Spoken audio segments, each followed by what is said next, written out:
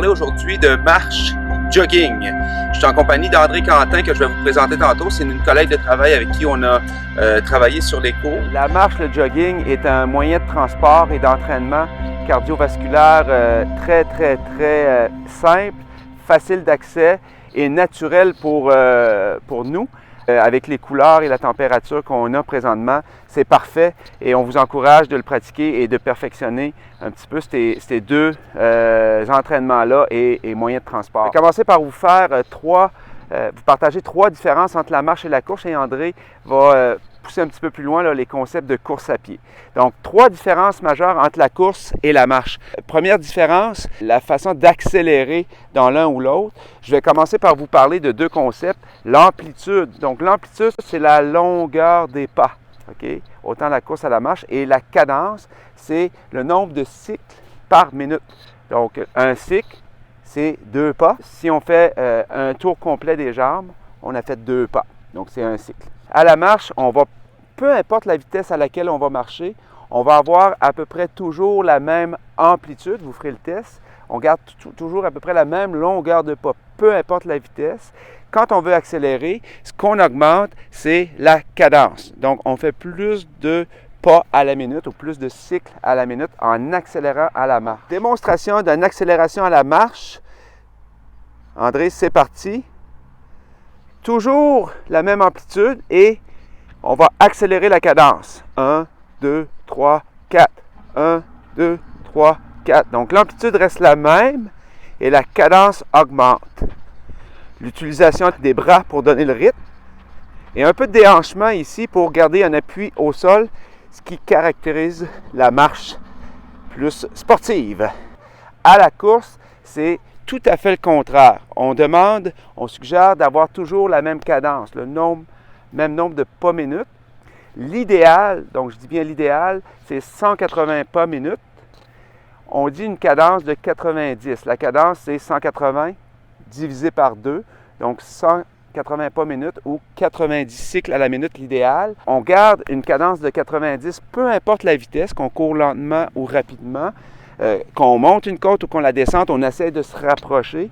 Donc, quand on veut accélérer, qu'est-ce qu'on fait? C'est qu'on allonge la foulée. Pour accélérer à la course, on garde la même cadence, on augmente l'amplitude. Donc, voici ici la démonstration d'une accélération à la course. On commence avec une amplitude très petite.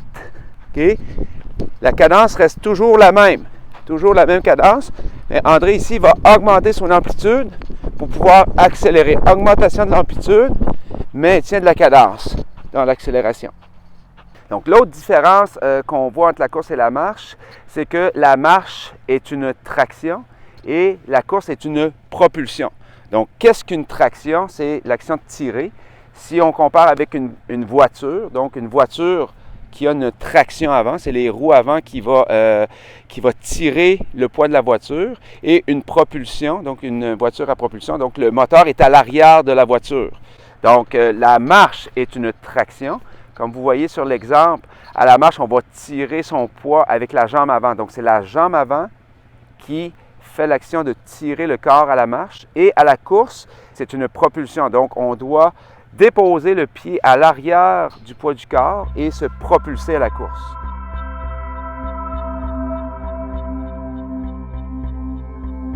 Dernière différence, à la marche, on a toujours un point d'appui au sol. Donc, le point d'appui au sol, il est double ou simple à la marche, c'est-à-dire qu'on a soit un point d'appui, 2 points d'appui, 1 point d'appui, on alterne comme ça. Donc, on touche toujours le sol à la marche, tandis qu'à la course, il y a un point d'appui et une phase d'envol. Donc, il y a un moment à la course où on s'envole, ce qui n'est pas le cas à la marche. Donc, marche, toujours un pied au sol, et course, un pied au sol, phase d'envol, un pied au sol, etc. Voici les trois différences majeures entre la course et la marche. Bonjour, je m'appelle André Quentin, je suis enseignante avec Alain Deraspe. Je suis ici pour vous expliquer rapidement la technique de course. Donc, tout d'abord, au niveau de votre positionnement, en ce qui a trait du haut de votre corps, vous allez partir le dos droit, les épaules détendues. Vous allez placer les mains le long de votre corps au niveau des hanches, environ à la hauteur des hanches. Alors, visez environ votre poignet à la hauteur de vos hanches. Et vous allez vous imaginer que vous avez soit un petit morceau de bois, un bâton de bois que vous avez dans les mains que vous voulez tenir tout le long de votre course. Alors, on tient le bâton de bois et on se l'imagine sans serrer trop fort des mains. Ceux et celles qui courent, qui ont les mains engourdies, c'est souvent parce que vous avez les mains, les poings trop serrés. Donc, les poings quand même détendus et à la hauteur des hanches. En ce qui a trait des mouvements des bras, une fois qu'on est placé de cette façon, on a le corps droit afin de dégager la cage thoracique, permettre une respiration aussi adéquate. Et on doit placer les mains pour que on envoie le coude vers l'arrière lorsqu'on court. Alors, lorsque je cours, je n'essaie pas d'envoyer mes mains vers l'avant, mais plutôt vers l'arrière pour me donner un élan, pour m'aider à faire le mouvement de course et me propulser vers l'avant.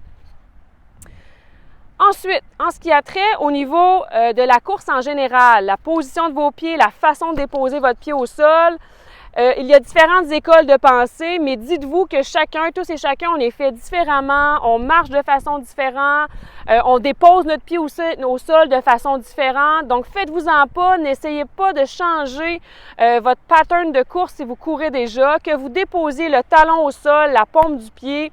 Ça a peu d'importance. Ce qu'on veut s'assurer, c'est que votre course, elle est silencieuse, qu'on n'entend pas votre pied taper au sol. Donc, pour ce faire, on doit s'assurer de bien déposer le pied au sol, sous la hanche et de propulser vers l'arrière. On pourra éventuellement, dans une prochaine capsule, rentrer en détail sur les techniques de course et de la propulsion qu'on va créer lors du dépôt du pied au sol. Mais assurez-vous déjà, première étape, donc de garder une course qui est silencieuse et qui est aussi légère. Imaginez-vous que vous voulez courir le plus léger possible. Troisièmement, donc, vous avez le corps droit, vous courez léger, mais on doit aussi être déstabilisé vers l'avant. Donc, vous pouvez voir que le poids du corps est débalancé vers l'avant, mais tout en gardant le dos droit. Ce qui va vous permettre, en fait, d'avoir une course qui est efficace et légère en même temps. Donc, voilà, cela fait le tour rapidement. Sur ce, bonne course!